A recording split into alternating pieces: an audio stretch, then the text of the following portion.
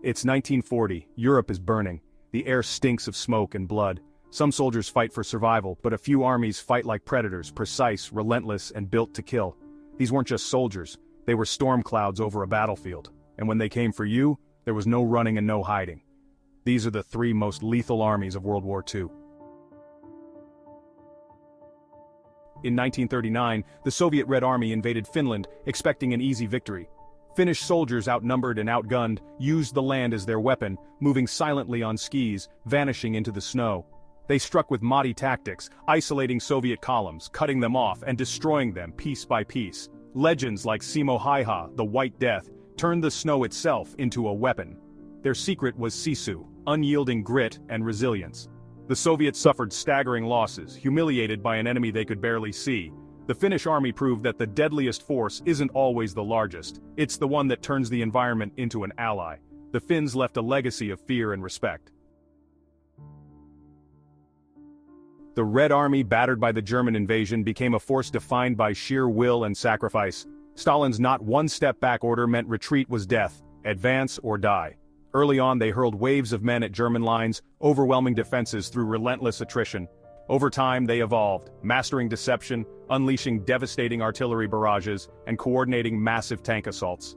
Their strength was brutal endurance, absorbing losses no other army could bear, then striking back with overwhelming force. The Red Army's deadliness was a mix of ruthless discipline and hard-won battlefield skill. They broke the Wehrmacht, pushing all the way to Berlin.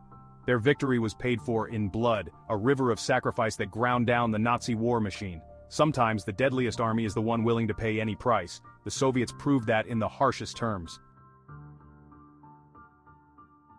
The early war Wehrmacht was a storm, swift, precise, and devastating. Their secret was blitzkrieg speed, surprise, and concentrated power. Panzer divisions punched through enemy lines, bypassing strongpoints and sowing chaos deep behind the front.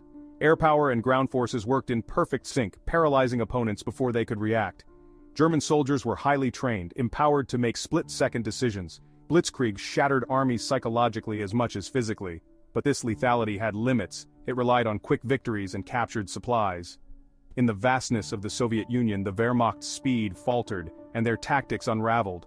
The predator became prey, unable to outrun a foe that refused to break. The Wehrmacht's deadliness was unmatched until it met an enemy it couldn't intimidate. Their legacy is both awe-inspiring and cautionary. The Finns, Soviets, and Germans each embodied a different face of lethality. Their methods reflected their nations, their environments, and their desperation.